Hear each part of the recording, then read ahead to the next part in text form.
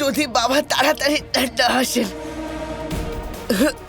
তাহলে আমি বেশিক্ষণ জীবিত থাকতে পারবো না। তুমি সুস্থ হয়ে যাবে শাম্ব।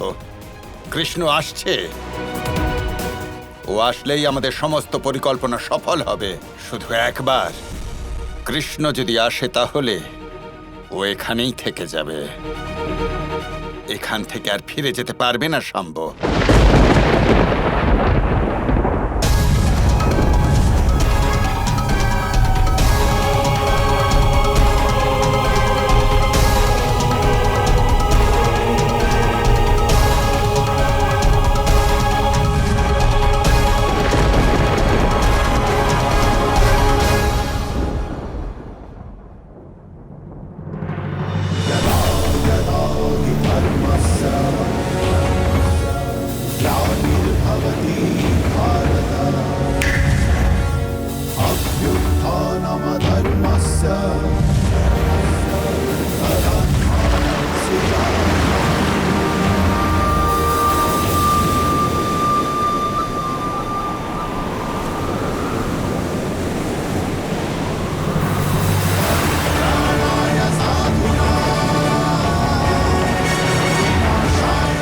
লক্ষণা, শ্রীকৃষ্ণ নিজের প্রতিশ্রুতি মতো শাম্বকে আনতে যাচ্ছেন।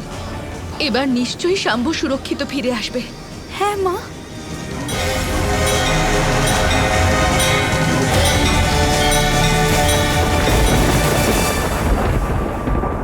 আর এত বিলম্ব করো না কৃষ্ণ, তোমার অপেক্ষায় অসুররা অধীর হয়ে পড়েছে।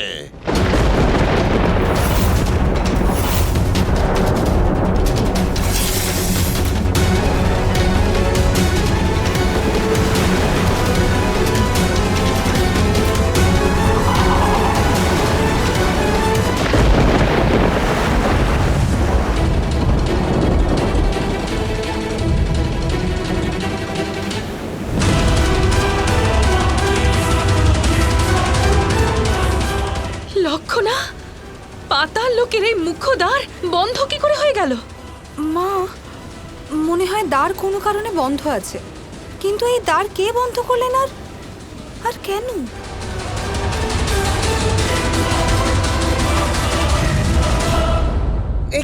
এ কি করলেন আপনি আচার্য? দ্বার বন্ধ কেন করলেন? এটাই তো আমার পরিকল্পনার মূল সূত্র।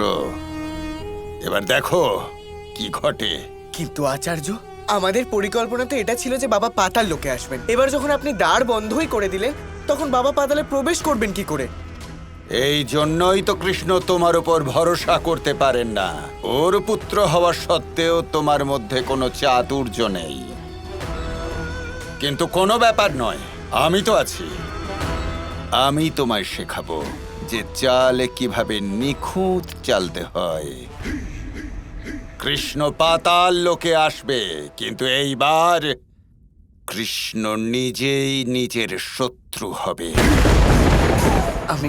আমি কিছু বুঝতে পারলাম না আচার্য। কৃষ্ণ, মনে হচ্ছে যেন কেউই চায় না যে তুমি পাতাল লোকে প্রবেশ করো। না রাধা, কিছু কুচক্র ভুল দিক নির্দেশ করে। পাতাল লোকের মুখ্য দ্বার শুক্রাচার্যের নিয়ন্ত্রণে আছে, আর শুক্রাচার্য কেমন, ওনার স্বভাব কেমন তা আমি খুব ভালো করে জানি। কিন্তু যদি পাতালের দরজা না খোলে, তাহলে তুমি প্রতিজ্ঞা কিভাবে পালন করবে?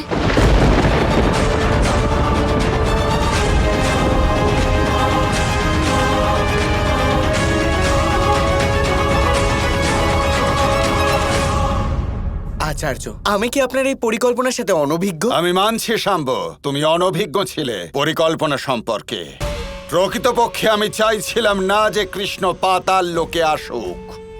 আমি চাইছিলাম যে কৃষ্ণ প্রতিজ্ঞাবদ্ধ থাকুক, প্রতিজ্ঞা করুক। যদি আমার পুত্রের কিছু হয়, তাহলে কে যাবে ওকে আনতে? আমি, শাম্বের পিতা। আমি চাইছিলাম যে রাধা ওকে এখানে আসার অনুমতি দিক। কৃষ্ণের প্রতিজ্ঞা পূরণে রাধা কখনো বাধা হবে না। আর যদি ওই কৃষ্ণ এখানে না আসে, তাহলে ওর প্রতিজ্ঞা পালন না করার শাস্তি ওকে পেতে হবে। মনে আছে রাধা কি বলেছিল? যদি কৃষ্ণ সত্যিই কোনো ভুল করে তাহলে ও নিজেকে সেই ভুলের জন্য শাস্তি দেবে, আমি কথা দিলাম। আর যদি এরকম না হয়, তাহলে আমি বুঝে যাব আমি কৃষ্ণকে কোনোদিন বুঝিনি। তবে রাধা কৃষ্ণের মধ্যে চিরকালের মতো বিচ্ছেদ হয়ে যাবে। এবার কৃষ্ণ চতুর্দিক থেকে বিপর্যস্ত। এটা তো খুবই আনন্দের বিষয় আচার্য যে বাবা আমাদের জালে ফেঁসে গেছেন। কিন্তু যদি উনি পাতালে প্রবেশ করেন তাহলে? হ্যাঁ, এবার এটাই সুনিশ্চিত করতে হবে যেন ওই কুটিল কৃষ্ণ পাতাল লোকে আসার কোনো বিশেষ পথ খুঁজে না পায়।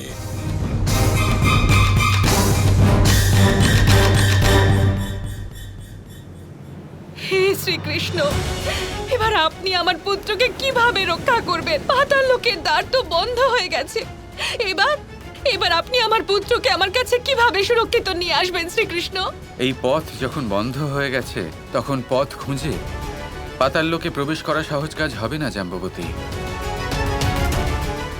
আমি অনেক চেষ্টা করে ফেলেছি কিন্তু বুঝতে পারছি না কি করি এখন। শ্রীকৃষ্ণ, আপনি তো অত্যন্ত বুদ্ধিমান। আপনি কি যে করেই হোক পাতাল লোকে প্রবেশ করে নিজের প্রতিশ্রুতি পালন করতে পারেন না? শ্রীকৃষ্ণ, কোনো তো উপায় আছে। কৃষ্ণ, মনে হচ্ছে দ্বার বন্ধ করার কোনো সংকেত পেয়েছি আমরা। তোমার যাওয়া উচিত নয় ওখানে। না রাধা, যদি এই মুহূর্তে আমি পাতাল লোকে না পৌঁছই তাহলে পরিস্থিতি আরো বিকট হয়ে যেতে পারে, সংকট আরো গভীর হতে পারে, যে বিষয়ে তুমি ধারণাও করতে পারছো না। আমাকে এক্ষুনি এই মুহূর্তে পাতাল লোকে পৌঁছতেই হবে, তাতে যা হবার হয়ে যাক, যা কিছুই করতে হোক না কেন। তাহলে আমাদের সেই পথ খুঁজতে হবে।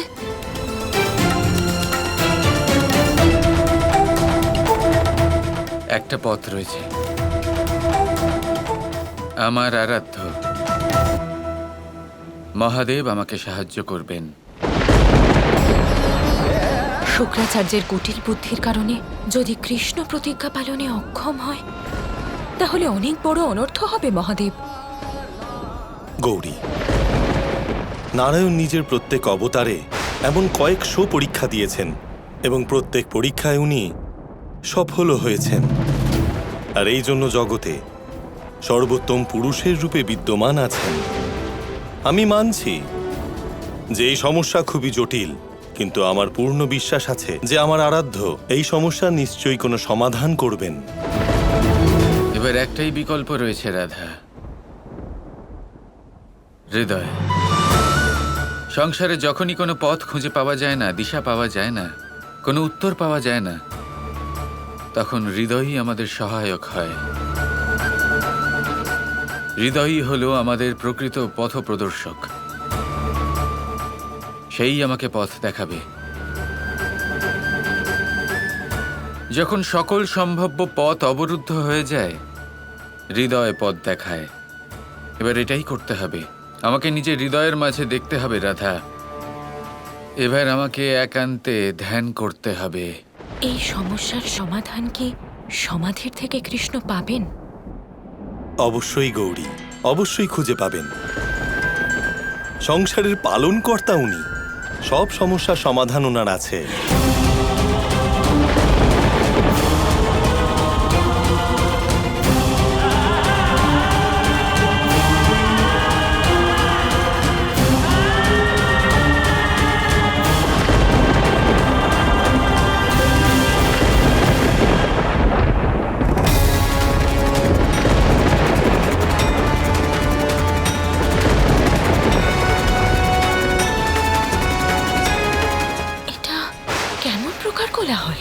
শ্রীকৃষ্ণ সমস্ত সংসারের অবলোকন করেছেন, তার চিন্তন করেছেন, যাতে পাতাল লোকে যাবার পথ খুঁজে বার করতে পারেন।